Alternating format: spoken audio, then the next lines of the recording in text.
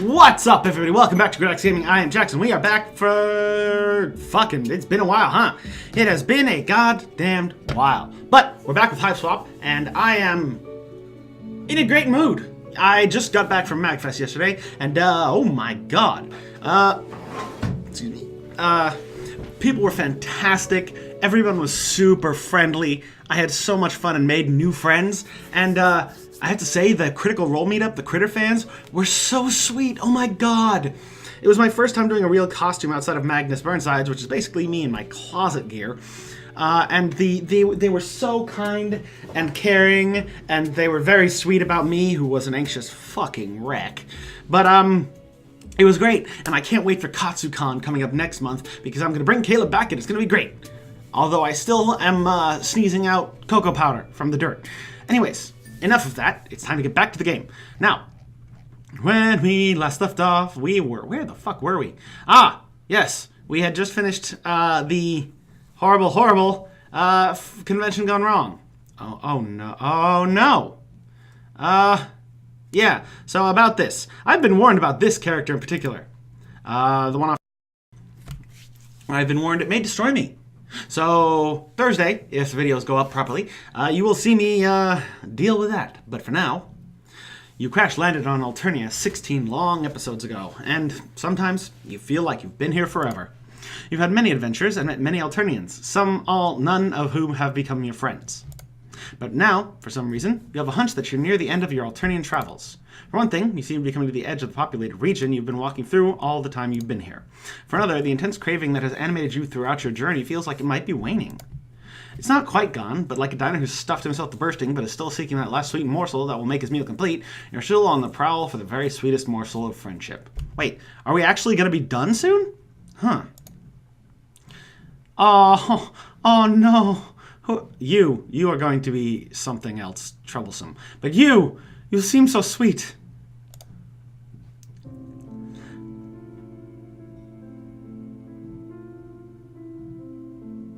Solemn. The night has turned foggy, and you can't see far in any direction, but you seem to be surrounded on every side by bare ground, hummocked and pitted, almost like a weird abstract sculpture, and covered in greenish moss. Based on the experiences you've had with Alternian flora, you imagine the moss is probably poisonous, acidic, or explosive, or something of that nature. Suddenly, a shadow looms out of the darkness, making you jump, but it's only a leaning signpost.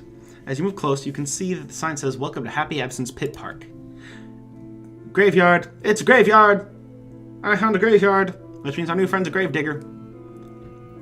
A York gravedigger, or a friendly gravedigger? We'll see. Before you can figure out what that might be, you hear a voice muttering to itself in the fog, and a sound like dirt being shoveled. Shovel, shovel, toil and trouble, lowbloods of the world unite. You move cautiously toward the voice until a figure of a troll emerges from the fog. He seems to be digging in the hard, bare ground. There is a tide in the affairs of trolls, which, taken at the flood, leads on to the workers' paradise. You clear your throat, and the troll turns swiftly. Who's there? Who is there, I say? You announce soothingly that you're just a poor, wayfaring stranger. Not a ghost or any nonsense like that. You confirm that you are not. Good, because I don't believe in them. I am a dialectical materialist. Well, if you're not a ghost, who are you? Jesus, his vocabulary is going to leave me in the fucking dirt. You explain that you're a humble alien who recently, well, not so recently, crashed on Alternia, and who's been looking ever since for... Here you blushingly trail off on a mumble. Troll snorts and comes close to study you. His breath is not of the freshest. An alien? Well, you are the color of cheese, but it could be makeup.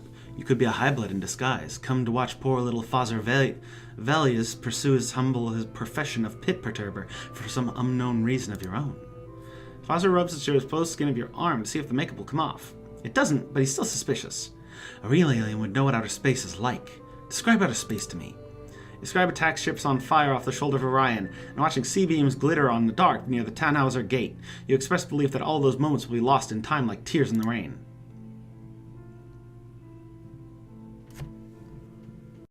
My suspicions were correct, my friends. That is from the death monologue from Blade Runner. Fuck! These authentic depictions seem to satisfy Foster. He nods his head and seems to think. He doesn't appear to be a fast thinker. Finally, he seems to have an idea. Do the cheese entities where you come from have a strong consciousness of class struggle? You have no idea what he was talking about. Well, that's bullshit. But you were always good at guessing the right answer in multiple choice tests. We have a strong idea of it. The problem is that the processing of information causes many difficulties when bringing up class struggle among different subsets. You sure the people where you come from have such a strong consciousness of class struggle that they use it to jack up their cars when they get flat tires. A big smile overspreads Fozzer's face, and he pumps his fist in the air. Pleased to meet you, Comrade Alien. All power to the workers. I imagine that finding me performing the honest labor of the working class makes you feel right at home. You assure him that it does. I suppose you wish you could share in the simple proletarian joys and sorrows of the Athenian oppressed classes. You're not sure what proletarian means? That's not true! I fucking know what proletarian means! God, you motherfuckers. But sharing joys and sorrows sound like a hopeful prelude to friendship, so you say you were just thinking that you would like to share that kind of joys and sorrows. Also, well, to be fair, I don't exactly know the strictest definition of the world, but through context and surrounding media from previous encounters with it, I think I can get a good handle on what it is. Easily done, comrade. Here, take this soil perturbation lance. Soil perturbation... Fucking trolls, man! You can enter into the solidarity with the working class right now. Nope, don't thank me. Freedom, brotherhood, and equality is my motto. Conduct your perturbations right here, if you please. He points to what he was shoveling, and you begin shoveling there too. The moss that covers the ground is tough as leather, and the Alternian soil is rocky, hard, and unforgiving. No surprise there. And before long, you're sweating profusely, but no exertion is too great for the pursuit of friendship. Fozzer watches you labor with brotherly satisfaction. Class solidarity is a wonderful thing, isn't it? From each according to his ability, to each according to his need. You look like a walking cheese, but your muscular development is impressive. So, just to pass the time, and while you labor in solidarity, what do you think of our planet? What has been your impression of it on your visit from outer space? And here's where we pause for a dialogue break. Right then. You suppose it's no worse than a lot of places, with some good points and some bad. As a guest, it's only polite to say nice things about your host's home planet. Besides, meeting Fozzer has stoked your desire for a sweet friendship morsel, and a little praise and flattery goes a long way to make people like you. So a little breath you spare from your digging, you tell Fozzer that you found Alternia most interesting. The fierce rush of life here induces a salutary wakefulness, and boredom is virtually unknown. Also, the social structure arising from the hemospectrum and the multidimensional relationship matrix is very unusual, producing a fascinating array of possible interactions among people. You are looking forward to the day when you can tell your grandchildren about it, but Fozzer doesn't look as pleased as you'd hoped. So, you find Alternia agrees with you? Oh yes, very much, you pant. You find it interesting and fascinating. Definitely. To you, the spectacle of those who just happen to have been born with certain blood colors exploiting and oppressing those who have not is just a picturesque detail. Well, you wouldn't go so far as to... You find nothing objectionable in a society where the strong kill the weak at will, based on nothing more than the color of a bodily fluid, where the upper classes see the lower as little more than inanimate objects, whose only purpose is to serve them, where the whole corrupt society is structured solely to breed cannon fodder for a psychotic empress's mad plan to conquer the entire galaxy, more peoples to oppress. That certainly wasn't what you... While the streets run with rust, orange, and gold blood, you stand unconcernedly and remark about how interesting and fascinating Alternia is, while the fish people and their bluish lackeys strike the pap from the mouths of the low-born wrigglers, you smile pleasantly and remark how unusual Alternia is. Certainly not, but one can't judge other cultures by one's own... Oh, you can't dodge class responsibility that way, you cur. You so-called intellectuals try to hide your fawning servility to the bosses by pretending to view society objectively without moral judgments, when all the time you simply crypto-imperialist lapdogs. But... And you come to the happy absence pit part, pretending solidarity with the impressed. Pshaw, I see now that you're nothing but a cat's paw of the oppressor class, nothing but a cheese-colored Judas Iscariot, sent as a spy, traitor, bootlicker, sycophant, murderer, monopolist, profiteer, slave trader, cannibal, parasite, technocrat, gangster. Ectoplasm. No, you object, but Fozzer seizes the shovel from you and turns away. Oh god, he's still going. Breathalyzer! I'm sorry! Weasel, Hijacker, Volter, Visigoth? Breathalyzer. Fozzer, you keep using these words. I do not think they mean what you think they mean. You watch his back recede into the fog, your heart sinking with the wreck of your hopes and dreams for friendship. Oh, sad. Okay, we're back. My impression of Alternia, it's by far the worst place you've ever seen or heard of. The feeling comes over you suddenly that nothing can be more important than truth. Truth is at the foundation of all real friendship. Truth sets you free. Honesty is the best policy. So you take a deep breath and say that you hope you won't give offense, but that In your opinion, Alternia is the nastiest, ugliest, cruelest, most inhospitable, and most unfair place you've ever seen or heard of in a long life of travel and study. Even the plants are bloodthirsty. Even the soil is hard and mead. You've made many, no friends here, but you've also heard it's possible to make friends with lions, bears, killer whales, and other wild and dangerous creatures. In fact, often here on Alternia, you've felt that you've been locked in a cage with a bunch of such creatures. As you've talked, you've been watching Fozzer anxiously for signs of anger. You're surprised to see that, instead, he seems to be loving it. And what about our political system? You've already put your foot in it, so you go ahead and put the other one in too. You express the opinion that a violent, religiously stratified, insectile social structure, created solely to generate soldiers for a mad project to conquer the entire galaxy, might raise eyebrows in some quarters. You admire natural selection and survival of the fittest as much as the next person, but this is overkill on a titanic scale. As you've been speaking, Fozzer's smile has grown wider and wider, and he's shown other signs of approval, such as jumping up and down and whirling around. He pumps his fist in the air. Forward to perfect socialism. It's so good to talk with someone who hasn't been hypnotized from Wrigglerhood with counter-revolutionary pap. Someone who sees conditions on Alternia for what they really are, who sees the evil of the High Bloods. Someone who will march in the vanguard of the workers' revolution to face unflinchingly the onslaught of the aristocracy, perhaps, nay, probably to die in a but never turn their back on the people. Predicting it now, my next fucking speech will be some kind of flinching caveat on how I don't believe in strongly enough to sacrifice myself. Close enough. Let me embrace you, comrade alien. He does so. He's oily, and he smells like mossy soil and pore ooze. Sweat. But this does not dampen your spirits. What better preamble for making a suggestion of friendship? Agreeing with people about politics never fails to bring friendships closer. But before you can bring it up, Fozzer, having first kissed you on both cheeks, continues. But we mustn't allow our celebration of the people's revolution to interfere with the honest labor that ennobles us. I'm holding you back from your ticket to the workers' paradise. Please proceed with your soil perturbation. All power to the people. Death through arbitrary hemospectral discrimination. Forward, comrade. Now, here's where I differ from Fozzer. I agree with him on his, on the tenets of socialism that he espouses, specifically the equality of all living beings and the,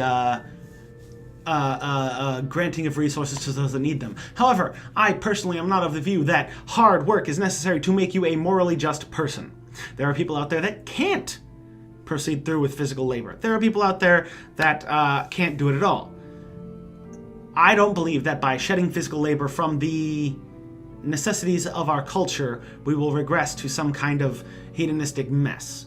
I believe that the advancement of technology and the automation of some of the lesser tasks that cause more difficulty and physical strain and damage to people can be a good thing. But enough of my rambling. Back to the game. He waves his hand with a flourish, and you start digging again. You wonder if it would be just as revolutionary if you traded places so Fozzer could do the digging and you could do the speechifying, but you don't wish to disturb the perfect harmony now existing between the two of you. Instead, you use your litter of available breath to inquire what all of this soil perturbation is an aid for. Why, a coal pit, of course. Didn't you see the sign? This is the GreataxeJakz pit park. Fozzer Valia's proprietor. Alternia's reactionary tradition is to just put dig coal pits.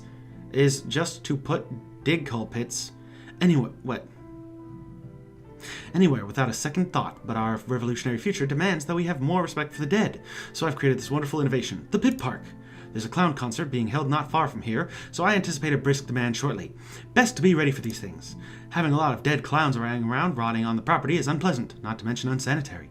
Get them underground pronto is our motto here at the GreataxeJakz pit park. You're wondering privately whether a little class solidarity could be extended to Purple Bloods, remembering your dear friend Kakarot Pierrot, when Fozzer seems to give a jump. No, that is not ghosts.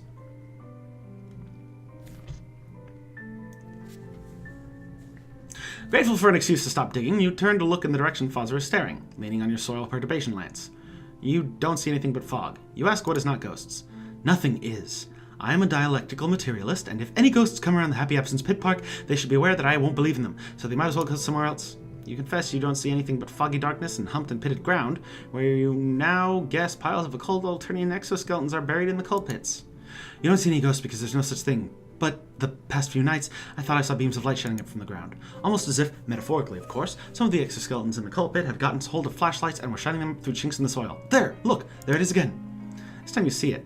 A column of light that flashes up through the fog and is gone, seeming to come from a crack in the ground, which is briefly illuminates in blinding white. Fascinated, you move towards the crack, which is now dark and invisible again. What are you doing? You look at Fozzer in surprise. He seems terrified. You ask tactfully whether he doesn't think you ought to see what it is. For example, it could be some infrastructure malfunction that could blow the Happy Evanston's Pit Park and all its inhabitants, living and dead, sky high.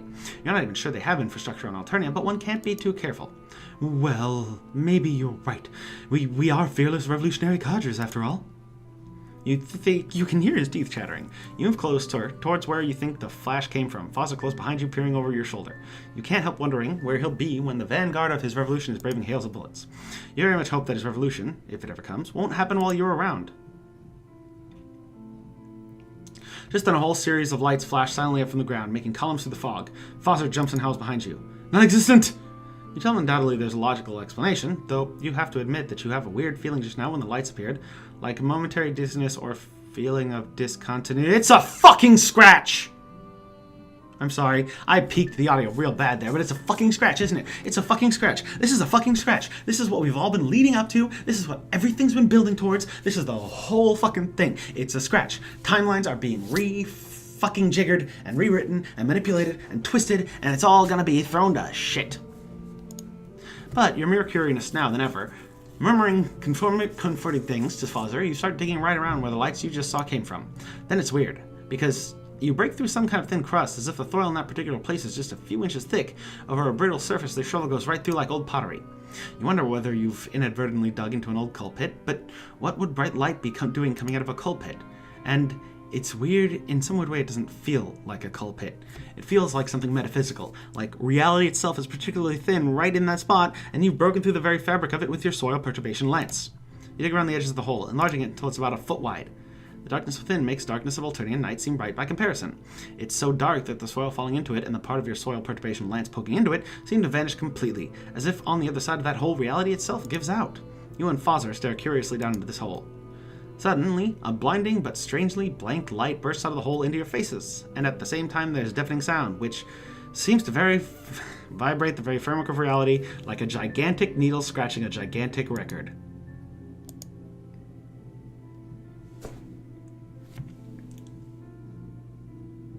Motherfucker. Somebody punch that fucking cue ball ass head in the head, because he's doing something and I don't appreciate it. You're standing in the foggy night holding a soil perturbation lance that has been handed to you by Fawzer Velius. He points to where he's just been digging, and you begin digging in the same place. The moss that covers the ground, yes, we've been there. But you feel strange, like you were just standing somewhere else, doing something else, seeing something else. The after images of blinding light and a deafening sound seem to linger in your eyes and ears, but around you is nothing but dark fog and bare ground humped and pitted. You must have had a dizzy spell. You shake it off again, perturbing the soil. No exertion is too great for the pursuit of friendship, after all. Fawzer watches you with satisfaction. What do you think of our planet? Save. Yes. I have suspicions. Let's try the same answer. The feeling comes over you.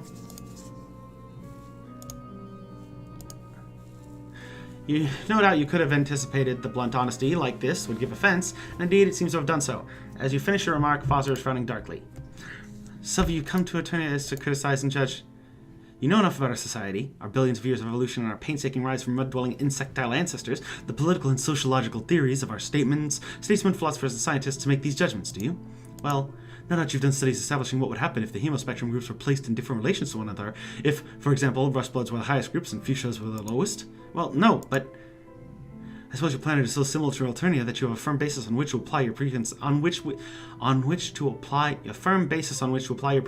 to us. Not at all, but and surely you aliens are similar enough biologically and psychologically to trolls to know how we feel about our own society. I thought not. I guess from the very first that you were nothing but a dilettante, faux socialist, pseudo-intellectual spouting your ivory tower theories without the least idea what you were talking about. Well, smarty pants alien, I suggested to take your cheese-like person and your theories home to your own planet. It won't be long before her most high imperial condescension conquers your arm of the galaxy, so that we Alternians can return the favor by standing in judgment over your society and politics. In the meantime, I bid you good Siderium. And with that, Fawzer Velius seizes his soil perturbation lance, as well as your hopes and dreams, and stalks off into the foggy night.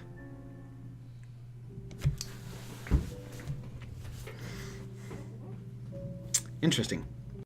Okay, we're back. I've been fidgeting with my green screen and it's just not cooperating with me. So I'm trying my best, but as you can tell by the fact that I'm transparent now, it's not exactly working the way I want it to. Anyways, As you're speaking, a satisfied smile overspreads Fozzer's face.